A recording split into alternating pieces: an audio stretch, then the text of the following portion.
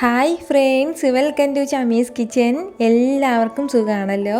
ഇന്ന് നമ്മൾ തയ്യാറാക്കുന്നത് വളരെ ടേസ്റ്റി ആയിട്ടുള്ള നല്ലൊരു പഴം കൊണ്ടുള്ളൊരു സ്നാക്കാണ്.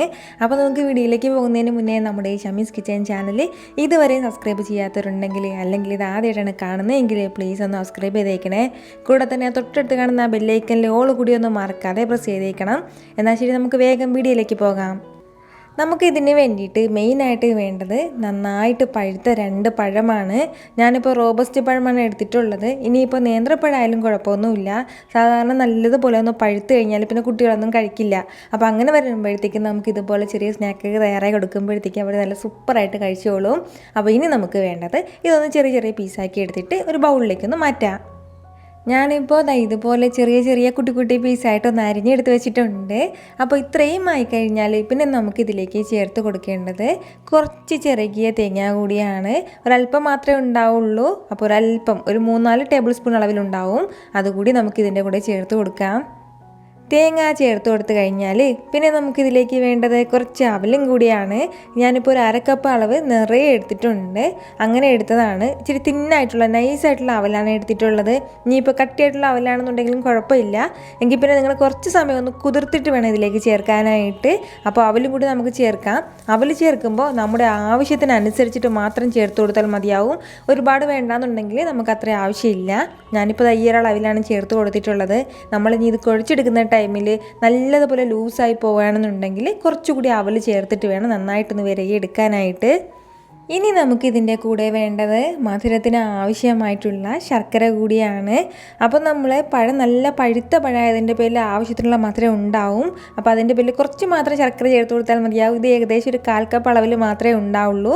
അപ്പോൾ ഞാനിപ്പോൾ ചെറുതായിട്ട് ഇങ്ങനെ അരിഞ്ഞെടുത്തതാണ്.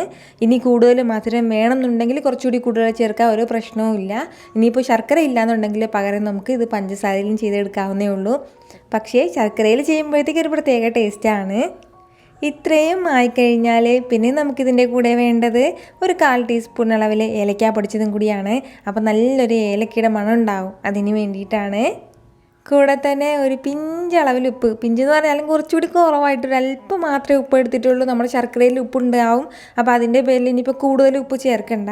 ഇനിയിപ്പോൾ ഉപ്പ് ചേർത്തില്ല എന്നുണ്ടെങ്കിലും പ്രശ്നമൊന്നുമില്ല. എന്നാലും കൂടി പോകരുത്. അപ്പോൾ ഇതിൻ്റെ പേരിൽ ഒരു പിഞ്ചളവിൽ മാത്രം ഉപ്പും കൂടി ചേർത്തിട്ടുണ്ട് ഞാനിപ്പോൾ. ഇനി നമുക്ക് ഇതിൻ്റെ കൂടെ കുറച്ച് നട്ട്സും കൂടി ചേർത്ത് കൊടുക്കാം. നമ്മുടെ കയ്യിലുണ്ടെങ്കിൽ മാത്രം ചേർത്ത് കൊടുത്താൽ മതിയാവും. ഇനിയിപ്പോൾ കപ്പലിൻ്റെയൊക്കെ ഉണ്ടെങ്കിൽ കപ്പലിൽ ചേർത്ത് കൊടുക്കാം. അണ്ടിപ്പരിപ്പ് ചേർത്ത് കൊടുക്കാം. ഞാനിപ്പോൾ കുറച്ച് ബദാമാണ് എടുത്തിട്ടുള്ളത്. നമ്മുടെ കയ്യിൽ ഏത് നട്ട്സാണോ ഉള്ളത് അത് തന്നെ ചേർത്ത് കൊടുത്താൽ മതിയാവും. ഇനിയിപ്പോൾ ഇല്ലയെന്നുണ്ടെങ്കിൽ പ്രശ്നമൊന്നുമില്ല. നമുക്കിത് സ്കിപ്പ് ചെയ്യാവുന്നതേ ഉള്ളൂ.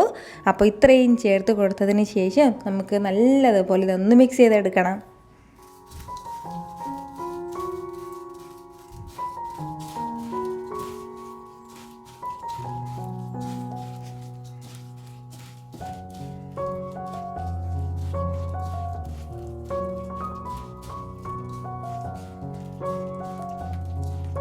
നമ്മളിപ്പോൾ ഇതെല്ലാം നന്നായിട്ട് ഒന്ന് കുഴച്ച് മിക്സ് ചെയ്തെടുത്തിട്ടുണ്ട്. ഈ ഒരു രീതിയിൽ വേണം നമുക്കിത് കിട്ടാനായിട്ട്. ഇതിങ്ങനെ തന്നെ കഴിക്കാനും വളരെയധികം ടേസ്റ്റി ആയിട്ടാണുള്ളത്. നമുക്ക് പലർക്കും അറിയാവുന്നതാണ്. അപ്പോൾ ഇനി നമുക്ക് വേണ്ടത് ഇതിൻ്റെ കോട്ടിങ്ങിന് വേണ്ടിയിട്ട് ചെറിയൊരു മിക്സും കൂടി തയ്യാറാക്കിയെടുക്കണം. എന്നാൽ ശരി, നമുക്കിതൊന്ന് മാറ്റി വയ്ക്കാം. കോട്ടിങ്ങിന് വേണ്ടിയിട്ട് ഫസ്റ്റ് നമുക്കിതിലേക്ക് വേണ്ടത് കുറച്ച് മൈദാമാവാണ്. ഞാനിപ്പോൾ ഏകദേശം ഒരു 7 ടേബിൾ സ്പൂൺ അളവിൽ മൈദാമാവ് എടുത്തിട്ടുണ്ട്. ഒരു 3-1 അളവിലാണ് മൈദാമാവ് എടുത്തിട്ടുള്ളത്. അത് നമുക്കൊരു കുട്ടി ബൗളിലേക്ക് ചേർത്ത് കൊടുക്കാം. ഈ മൈദാമാവിനോടൊപ്പം തന്നെ പിന്നെ നമുക്കിതിലേക്ക് ചേർത്ത് കൊടുക്കേണ്ടതാണ് അതേ അളവിൽ നിന്ന് ഒരല്പം മാത്രം കുറച്ചിട്ട് കുറച്ച് പച്ചരിപ്പൊടിയും കൂടി.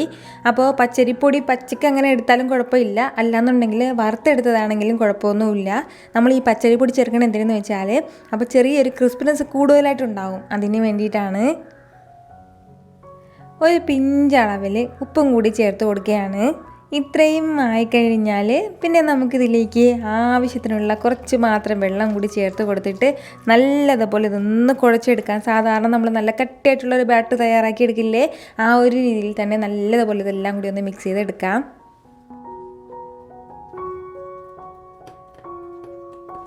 നമ്മുടെ ബാറ്ററി എല്ലാം ഞാനിപ്പോൾ നല്ലതുപോലെ മിക്സ് ചെയ്തെടുത്തിട്ടുണ്ട്. ഇത്രയും കട്ടിക്ക് നല്ല കട്ടിക്കാണ് ഞാനിപ്പോൾ മിക്സ് ചെയ്തെടുത്തിട്ടുള്ളത്. അപ്പോൾ ഇനി നമുക്ക് ഇതിങ്ങനെ ഓരോ ചെറിയ ചെറിയ റോൾസായിട്ട് തയ്യാറാക്കി എടുത്തതിന് ശേഷം ഇതിലേക്കൊന്ന് ഡിപ്പ് ചെയ്തിട്ടൊന്ന് ഫ്രൈ ചെയ്തെടുത്താൽ മാത്രം മതിയാവും. നമ്മൾ എടുത്ത് വെച്ചിരിക്കുന്ന മിക്സ് ഇതുപോലെ കുഴച്ചെടുക്കുമ്പോൾ ഈ ഒരു ചെറിയ ചെറിയ ബോൾസായിട്ട് നമുക്ക് ചെയ്തെടുക്കാവുന്നേ ഉള്ളൂ. അപ്പോൾ അതിന് വേണ്ടിയിട്ടാണ് ഞാൻ അധികം വെള്ളം ചേർക്കരുതെന്ന് പറഞ്ഞത്. അപ്പോൾ ഇനി നമുക്ക് ഇതിലേക്കൊന്ന് ഡിപ്പ് ചെയ്തിട്ട് പെട്ടെന്ന് തന്നെ ഒന്ന് പൊരിച്ചെടുത്താൽ മാത്രം മതിയാവും. അപ്പോൾ ഇങ്ങനെ ഇതിൽ മുക്കിയിട്ട് ഇങ്ങനെ നമുക്ക് മാറ്റി വയ്ക്കാൻ വേണ്ടി പറ്റില്ല. ഉടൻ തന്നെ നല്ല ചൂട് എണ്ണയിലേക്കിട്ട് പെട്ടെന്നൊന്ന് പൊരിച്ചെടുത്തേക്കണം. അപ്പോൾ ഞാനിപ്പോൾ ഈ ഒരു ചെറിയ ചെറിയ കുട്ടി കുട്ടി ബോൾസിൻ്റെ ഷേപ്പിലാണ് തയ്യാറാക്കി എടുക്കുന്നത്. നമ്മളിപ്പോൾ പ്രത്യേകം ശ്രദ്ധിക്കേണ്ട ഒരു കാര്യം എന്തെന്ന് വെച്ചാൽ എണ്ണ നന്നായിട്ട് ചൂടായിട്ടുണ്ടാവണം. അപ്പോൾ ഇപ്പോൾ എണ്ണ നല്ലതുപോലെ ചൂടായിട്ടുണ്ട്. ഇതിലേക്ക് നമുക്ക് ഓരോന്നായിട്ട് ഇട്ട് കൊടുക്കാം. നമ്മളിപ്പോൾ ഈ അവിലും പഴമൊക്കെ ചേർത്തിട്ട് നന്നായിട്ട് കുഴച്ചും കഴിക്കാറുണ്ട്. പക്ഷേ ആ ഒരു ടേസ്റ്റേ അല്ല നമ്മുടെ ഈ സ്നാക്കിന് കിട്ടുന്നത്. അതിൻ്റെ പേരിൽ നിങ്ങൾ ഉറപ്പായിട്ട് ഒരു തവണയെങ്കിലും ഒന്ന് തയ്യാറാക്കി നോക്കിയേക്കണം.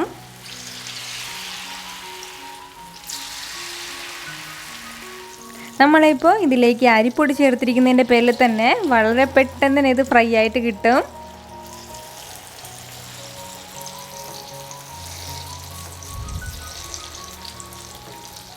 നമ്മുടെ ഈ ഫില്ലിംഗ് ഒന്നും വേകണം എന്നുള്ള ഒരു ആവശ്യവുമില്ല.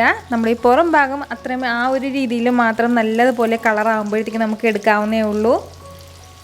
പ്രത്യേകം ശ്രദ്ധിക്കേണ്ട കാര്യം എന്തെന്ന് വെച്ചാൽ നമ്മൾ ഈ കുഴച്ചെടുക്കുന്ന ഈ ബാറ്ററിന് നല്ല കട്ടി ഉണ്ടായിരിക്കണം.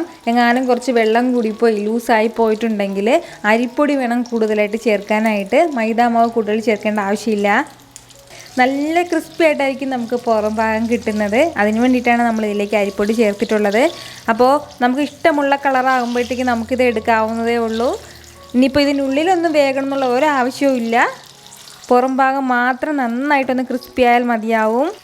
അപ്പോൾ രണ്ട് സൈഡും നല്ലതുപോലെ ഫ്രൈ ആയിട്ട് കിട്ടിയിട്ടുണ്ട്. അപ്പോൾ ഇത് ഇത്രയും തന്നെ മതിയാവും. ഇനി നമുക്കിത് പെട്ടെന്ന് തന്നെ എടുക്കാം. ഒരല്പം പോലും എണ്ണയൊന്നും വലിച്ചെടുക്കാതെ വളരെ സൂപ്പറായിട്ടാണ് നമുക്കിത് കിട്ടുന്നത്. അപ്പോൾ ഈ ഒരു രീതിയിൽ തന്നെ നമുക്ക് ബാക്കിയുള്ളതും പെട്ടെന്നൊന്ന് പൊരിച്ചെടുക്കാം.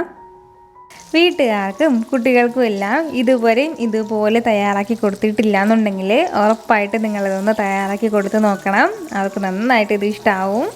അപ്പോൾ വീട്ടിൽ പഴം ബാക്കി ഇരിപ്പുണ്ടെങ്കിലോ അല്ലാന്നുണ്ടെങ്കിൽ ഇനിയിപ്പോൾ വാങ്ങുകയാണെന്നുണ്ടെങ്കിലോ മറക്കാതെ ഉറപ്പായിട്ട് നിങ്ങളൊന്ന് തയ്യാറാക്കി നോക്കണം. ട്രൈ ചെയ്ത് നോക്കിയതിന് ശേഷം അതിൻ്റെ ഫീഡ്ബാക്ക് എനിക്ക് മറക്കാതെ അറിയിക്കുകയും വേണം. കാരണം നിങ്ങൾ തയ്യാറാക്കി നോക്കിയതിന് ശേഷം അതിൻ്റെ ഫീഡ്ബാക്ക് കാണുമ്പോഴായിരിക്കും അത് മറ്റുള്ളവർക്ക് തയ്യാറാക്കി നോക്കാനായിട്ട് ഒരു പ്രചോദനം ഉണ്ടാകുന്നത്. അതിൻ്റെ പേരിലാണ് ഞാനിങ്ങനെ എടുത്ത് പറയുന്നത്. അപ്പോൾ ഈ വീഡിയോ ഇഷ്ടമായിട്ടുണ്ടെന്നാണ് എൻ്റെ വിശ്വാസം. ഇഷ്ടമായാൽ ഇതെല്ലാവരും ഒന്ന് ലൈക്ക് ചെയ്തേക്കണം.